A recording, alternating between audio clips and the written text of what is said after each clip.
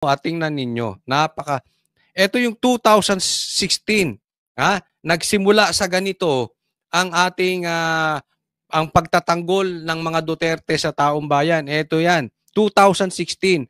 At ito naman ngayon, yung kanina lang. Okay? This is very, very strong statement coming from the Duterte camp.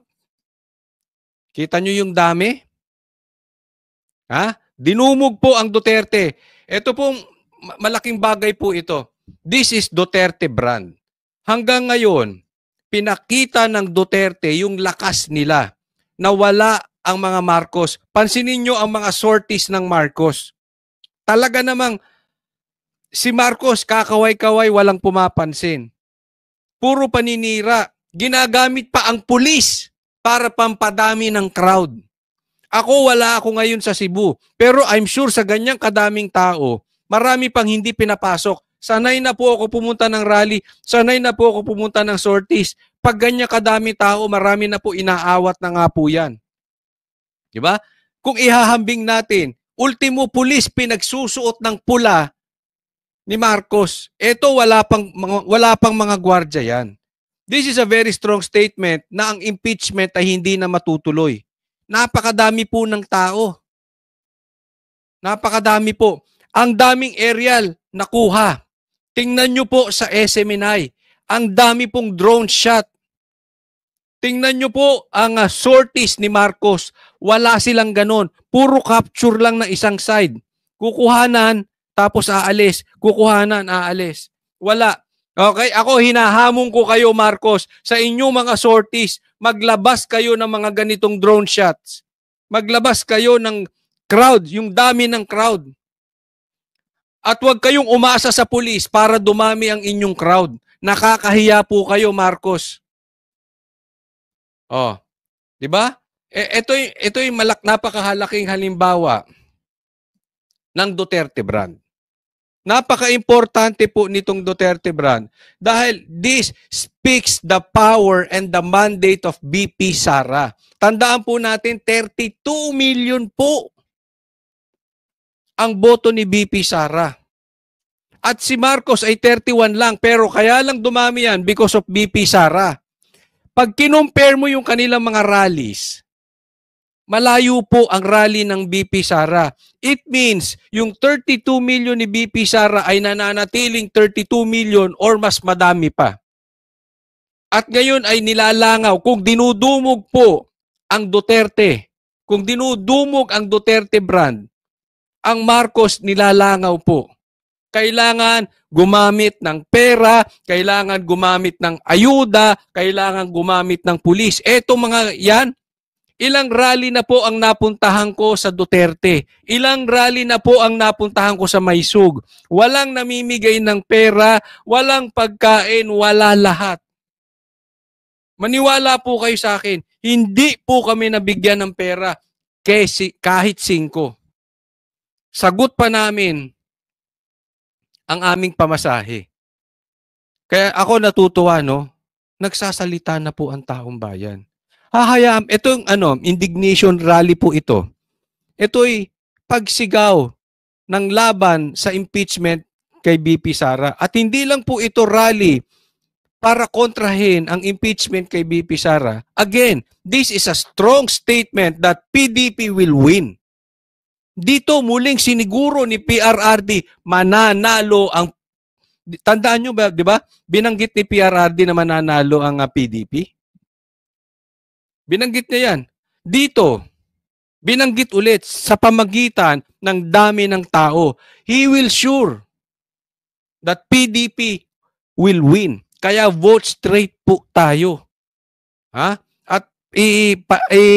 ikampanya po natin. And then, gaya na sabi ko, this is a very, very strong statement. Hahayaan ba natin? Tingnan nyo, nagsalita ang taong bayan. Ganyang kadami ng ayaw ng impeachment. Ilan lang po ang pumirma sa mga congressman.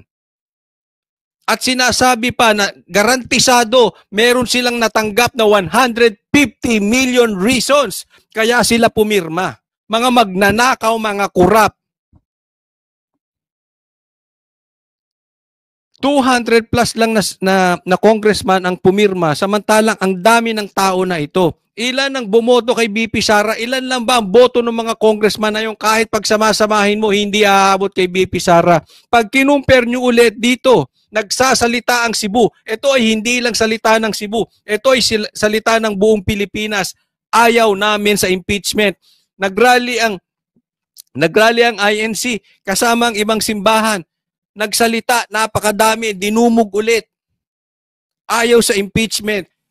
Yung mga para sa impeachment, nagrarally, nagsisisigaw, tingnan nyo nilangaw. Ni hindi umabot ng 500. Nakita nyo? Oh. So isipin po natin, tayo po ayaw natin sa impeachment. Ang Pilipinas ayaw ng impeachment. Ang Pilipino ayaw ng impeachment except yung mga ilang congressman na nakatanggap ng 150 million. O yung mga kukonting nagrarally. Hindi po ako nagbibiro. Kayo, saliksikin nyo sa mga balita, hindi lang sa SMNI, kahit saan. Kahit doon sa mga bias media, check ninyo. I-compare ninyo yung rally ng pabor sa impeachment at i-compare nyo yung rally ng ayaw sa impeachment. Bulag ka na lang pag hindi mo pa nakita yun. Bingi ka lang pag di mo pa nakita yun. Or bayad ka. Nagbubulag-bulagan ka, nagbibingi-bingihan ka. Kasi bayad ka. Kitang-kita na po yan. Kahit dun sa mga media nakakampi ni Marcos at ni Tamba, lumabas, nalantad ang difference nung dami ng tao. Ito po, ipakikita ko pa po sa inyo.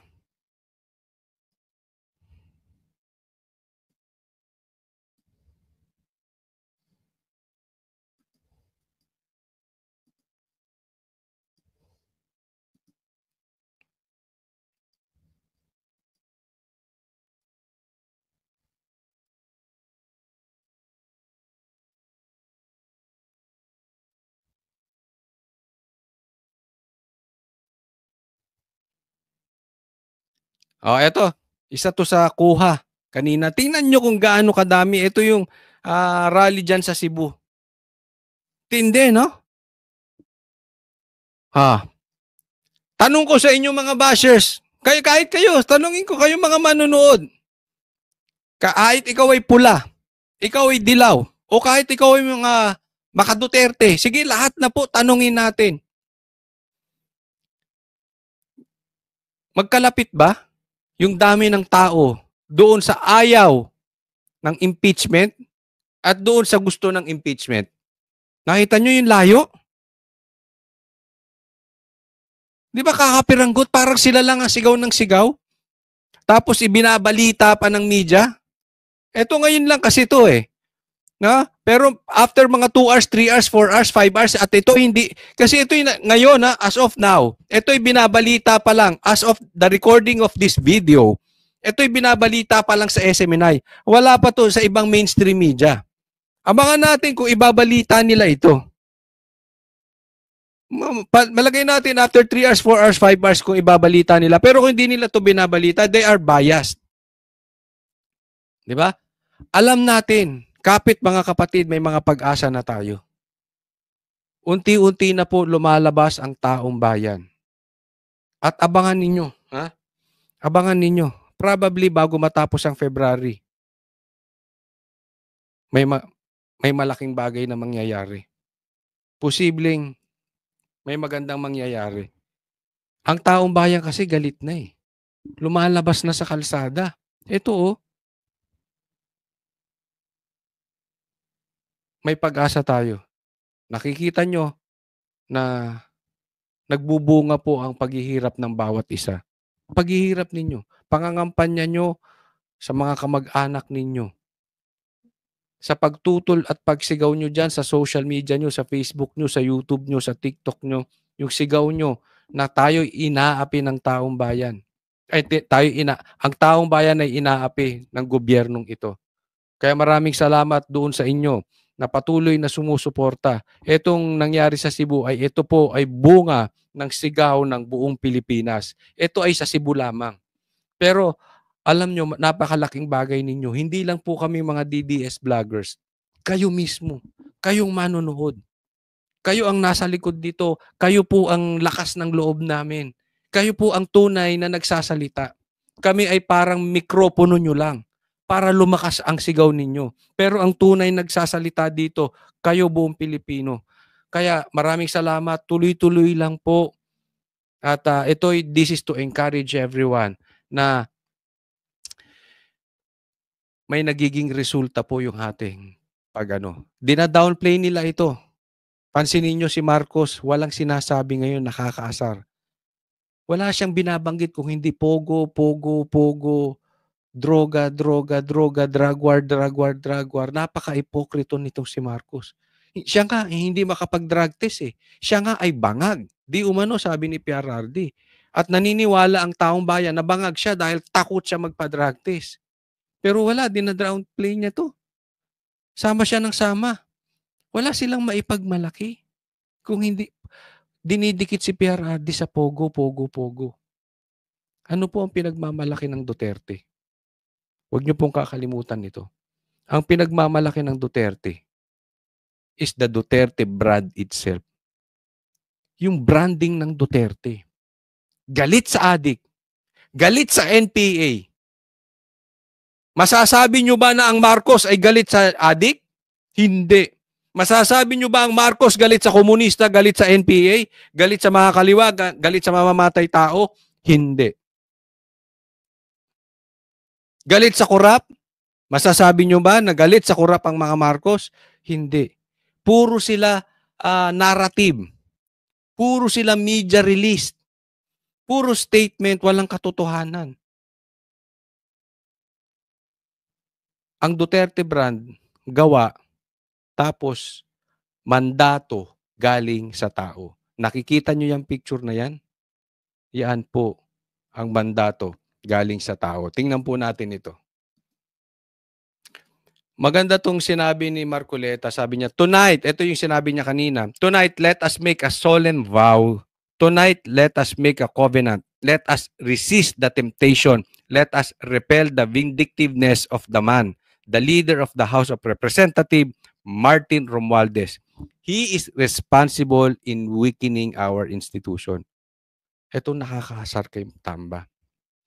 Dahil sa pangarap niya na gusto niyang maging vice president, pinahihina niya ang institusyon. Pinahihina niya ang opisina ng vice president. Pinahihina niya ang kongresista. Pinahihina niya even the legislative bodies. Bakit? Dinaan niya sa ayuda. For what? Dinaan niya sa pera. Dinayaan niya sa projects. Sino nagsabi niyan? Ultimo mga congressman like Alvarez. May mga nagsasabi talagang binayaran ng 150 million. Di umano, itong mga pumirma. Anong ginagawa ni Tamba? Pinahihina niya institusyon. Dahil sa pangarap niya na maging vice president, wala pong masamang maging mangarap. Dapat talaga ang tao'y nangangarap. Pero ang pangarap ay pinaghihirapan. Ang pangarap ay tinatrabaho. Ang pangarap ay nagsasakripisyo.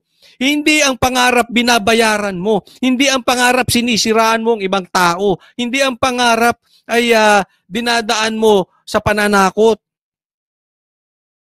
Tamba, ang pangarap, samahan mo ng sakripisyo.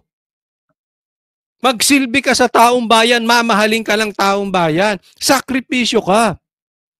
Yung yaman mo, ibigay mo sa taong bayan, magsakripisyo ka, mamahalin ka ng taong bayan. Hindi yung ikaw ang bida, ikaw nagbibigay ng pera, kaya hindi ka mamahal ng taong bayan. Nakikita nyo, sangayon po ba kayo sa sinasabi ko?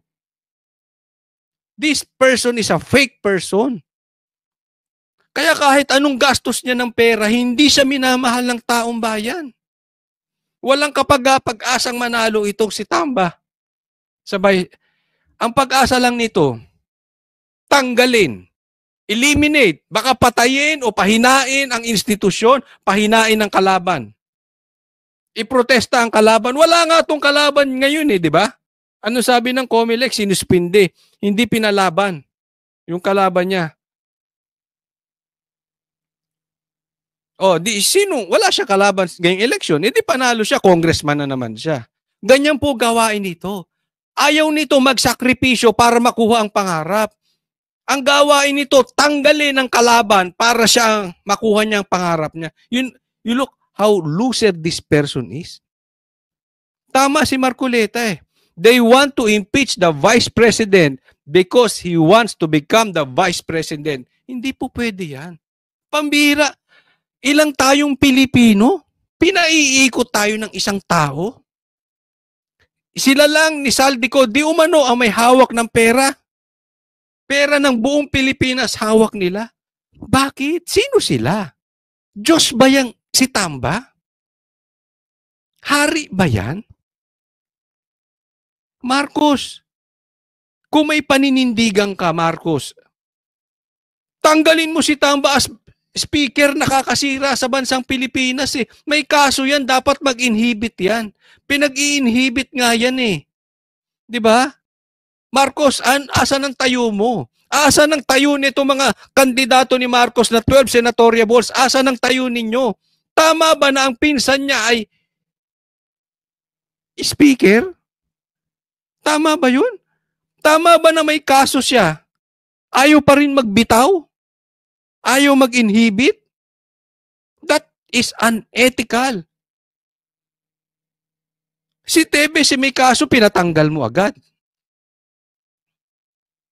Ikaw ayaw mo mag-inhibit? Gaano ka ka-ipok? Tingnan niyo itong mama na to, napaka-ipokrito ang animal. Ang nakakaasar itong mga politiko. Ito sila Marcos, walang pakialam. Yung mga senator niya, pinagmamalaki, walang pakialam. Kaya sabi ko kung nagbibingi-bingihan itong mga ito, itong mga senator niya, mga senatoriables niyang kandidato, kung nagbibingi-bingihan niya ngayon sa mga kalokohan ng pinsan ni Marcos at ni Marcos, paano pa pag nanalo yan? Hindi niya ipagtatanggol ng taong bayan. Tatahimik lang yan. Hahayaan si Marcos. Bakit? Ngayon ngang eleksyon, tahimik Walang sinasabi pag nanalo pa si Marcos. Diba? So wag tayong papayag mga kababayan ko. Magtulong-tulong tayo, okay? This is very important na ikampanya natin straight, vote straight PDP. At lalaki pa, nakita nyo yung crowd na yon. Tandaan nyo itong sasabihin ko. Marami pang activities and may mangyayari pa ngayong February na ikakatuwa natin na makikita nyo mas dumadami ang mga susuporta diyan sa Duterte brand. Next topic po tayo. Ito. Maraming salamat PRRD dahil naalala ko yung pinangako ni PRRD na sabi niya, iikot ako ng buong Pilipinas, ikakampanya ko si Pastor Kibuloy. Alam niyo po, para dun sa mga hindi nakakaalam, PRRD is Pastor Kibuloy is PRRD. Kung meron mang matalik na kaibigan, pinakamatalik na kaibigan si PRRD, yan ni si Pastor Kibuloy. Sa lahat ng tumatakbong senador ngayon, sa lahat ng mga politiko ngayon, ang pinakakaibigan ni PRRD ay si Pastor Kibuloy. At si Pastor Kibuloy, matapang, hindi duwag. Kasi kung yung iba, iniwan si PRRD because of money, si Pastor Kibuloy hindi iniwan si PRRD. Kung yung iba na kaibigan ni PRRD, iniwan siya dahil sa pangarap, dahil sa power, si Pastor Kibuloy hindi humingi ng posisyon nung presidente si PRRD. Hindi siya pumosisyon, hindi siya tumakbo. Ngayon lang po tumatakbo si Pastor Kibuloy. Ngayon hindi na nakaposisyon si PRRD. That is counterintuitive. Kabaligtaran po ang ginagawa ni Pastor Kibuloy. Bakit po? The man is sacrificing himself para sa bayan na ito at hindi niya iniiwan ang Duterte. Ako Alam ko with all my heart, alam ni PRRD yan, alam ni Vice President Sara yan, alam yan ng mga Duterte. Sigurado po ako. Hindi nang iiwan. Kasi kung nang iiwan si Pastor Kibuloy, hindi niya po iniwan. Papaalala ko lang sa inyo.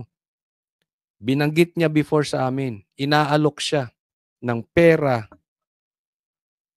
ng posisyon, at hindi siya gagalawin. Bumaligtad lang siya. Hindi siya pumayag, kaya binanatan ang SMNI. Kaya binanatan si Pastor Kibuloy, kaya nakakulong. Kaya kung meron man talagang kayong maaasahan at kung talagang mahal nyo ang Duterte, maaasahan nyo po si Pastor Kibuloy, never, ever tatraidorin. Malabo yan. Hindi siya traidor at hindi niya lalo na tatraidorin si PRRD. Pakinggan po natin yung sinabi niya. Mayor, good evening. Sir, bakit po natin kailangan iboto si Pastor sa Senado? Maayong gabi. Maayo kay natunong ka na irali karon o maka pagawas ko sa akong sentimento sa akong mga kandidato ang akong gitanaw. Gipili na ko ni para mag-ubad ni purong tarong ni nga tao. Si Pastor Diyos nun maayong tao buutan. Ayan sabi niya, si Pastor ay mabuting tao. Alam nyo naman to si PRRD, hindi ito magsasalita ng kasinungalingan. Pag ito sumuporta, sigurado siya. At the same time, hindi addict si Pastor Kibuloy, sure ako. Hindi ko alam yung mga kandidato sa kabila kung addict. Pero to si Pastor Kibuloy, alam ko, willing ito magpa-drug test. Gusto ko nga, sabay pa ang Banateros at si Pastor Kibuloy magpa-drug test. Hindi kami takot sa drug test. Bakit? Hindi mo kami addict eh. Ewan ko yung presidente nyo, bakit takot magpa-drug test? Sinisiguro yan ni PRRD, mabuting tao si Pastor Kibuloy. Siya mismo sinasabi, wala akong nakikitang mali sa kanya. Why? Alam ni PRRD, inosente si Pastor Kibuloy. Kaya lang siya nakakulong dahil yung kanilang closeness, dahil yung kanilang pagkakaibigan. Yun lang ang dahilan kaya nakakulong si Pastor Kibuloy. Kaya pag may nagtatanong sa akin, ay, kay Pastor Kibuloy ka, ay sa kamusta mo yung kaso niya? Totoo ba yun? Sabi ko, hindi. That is political harassment. Ito, si PRRD mismo nagsasabi, inosente po si Pastor Kibuloy. Siya lang ay biktima ng mabahong politika ng gobyerno ni Marcos at ni Tamba. Wa ko'y makit ang sayop niya. Umuuna sa Senado si Pastor. He would be a good conscience. Siya ay pwede mag-conscience. Sabi niya, siya ang magiging konsensya ng Senado. Alam mo, nabanggit ko na po ito eh. Yung standard ni Pastor Kibuloy, ang talagang pagkakakita ko sa kanya, hindi mo siya pwedeng lagyan ng pera. Hindi kailangan ng pera ni Pastor Kibuloy. Marami ang kanilang simbahan yan. And yet, ni isang kusing walang nakapangalang kay Pastor Kibuloy. Yan po ay pag-aari ng buong simbahan. No? Hindi mo siya pwedeng bili ng pera. Hindi mo siya pwedeng bili ng power. Anong ibig sabihin nito? Tataas ang standard ng Senado. Pag merong palpak dyan, kahit kaalyado pa yan, pag mali, mali. Parang Banateros. Pag mali, banatan. Pag banatan. Pag tama, palakpakan. Alam ko ganyan din ang magiging attitude ni Pastor Kibuloy sa Senado. Hindi yan tatahimik kung kahit kaibigan, kung mali ang ginagawa. Siya ngayon ang magiging liwanag. Matatakot sila. Yan yung sinasabi ni Siya ang magmumulat, siya ang magmimistulang konsensya sa Senado. Kasi kung meron silang kontsabahan gagawin doon at mali at korupsyon, alam nila mapapahiya sila kay Pastor Kibuloy. At hindi lang yan. Alam nila si Pastor Kibuloy may sariling media, ang SMNI. Magsasalita yan. Kami sasabihin namin ang mali dyan sa Senado. hindi nila pwedeng patatahimikin si Pastor Kibuloy. Kay Pastor Kibuloy, pag mali, mali. Siya nga diha sa Huwi Conscience sa Senate. Nakulang sila diha og lecture sa unsay maayo, unsay tarong, unsay dili. Si Pastor akong gitan-aw nga mo'y magda sa kabag-uhan diha sa Senado. Yun, ako naniniwala dyan. Ganda nito. This is very crucial. Si Pastor ang magdadala ng pagbabago sa Senado para sa Diyos. Ulitin ko yan. Si Pastor Kibuloy ang magdadala ng pagbabago sa Senado para sa Diyos. Isa-isahin natin. Isipin ninyo, kung magbabago ang Senado, napakalaking bagay. Why? Ang Senado po, bagamat ito'y katumbas ng House, ng lower house, sila po ay mataas ang mandato galing sa taong bayan kasi nationwide po ang boto. Isipin ninyo, kung magbabago ang Senado, ang laking maitutulong sa bansang Pilipinas. Ang House of Representatives sa pangunguna ni Speaker, nabubulok. Nabubulok na po sila, inaagnas na po, napapanis na, inaamag na. Pasira na po ang House of Representatives. Andyan po si Tamba at mananalo pa yan kasi walang kalaban. At sigurado yan pa rin ng Speaker. Mabaho dun. Pero imagine niyo kung magbabago ang Senado. Mababago ni Pastor Kibuloy. Malaki pag-asa ng bansang Pilipinas. And higit sa lahat, para sa Diyos. Alam mo, ako naniniwala ako. Because we are a Christian country. Pero dahil sa ganito ang ugali ng mga Pilipino, kaya din tayo naghihirap eh. Kasi we are claiming the only Christian country in Asia and yet this is what we are doing. No? Pag magbabago ang Senado para sa Diyos, malaking bagay po yan. Napakalaki po ng maitutulong ni Pastor. At gustong-gusto ko yung sinabi ni Pastor, no? Nung kanya, through his representative kanina na nagsalita na si Brother Carlo, ang sabi niya, itutulak niya po ang death penalty para sa mga kurap. Sa mga kurap. Ako sang-ayon ako dyan. Kaya po nagdudusa ang bansang Pilipinas dahil sa mga kurakot ng mga government officials. Alam mo, gusto ko po sila talagang maparusahan. Isipin mo, yung mga simpleng Pilipino, wala nang makain. Tapos ninanakaw pa nitong mga korap na upi. Dapat talaga dyan death penalty. And I really hope na isama din ni Pastor Kibuloy na ang mga drug user, even drug user lang pero politiko ka, dapat death penalty rin. Kasi hindi ka dapat drug user. Kahit drug user ka lang, kahit hindi ka drug lord, bakit ka magiging drug user? Humahawa ka ng mataas na posisyon. Sana isama yan. Ako sa akin lang naman. Isama ni Pastor Kibuloy na sa death penalty yan. But yung na binanggit niya na mga korap, itutulak ngayon death penalty. Maganda po yun. Para sa Diyos. So, Pastor, I wish you luck. Gihawag na kong mga tao nga butohin ninyo, Pastor. Yan. Panawagan ni PRRD, iboto po natin si Pastor Kibuloy. Si PRRD na po mismo ang nagsasalita niyan. Humihingi po ng tulong at ikampanya po sa inyong mga kamag-anak. Kaya dili gino magmahay. Ganda niya, no? Dahil siguradong hindi kayo magsisisi. Si PRRD po yan. Alam naman natin, pag nagsalita ito, hindi ito parang si BBM na magiging 20 pesos ang bigas, hindi. Na hindi pa papasukin ng EDCA pero pinapasok. Na walang baril na pumasok sa KOJ si Siege pero ang daming baril.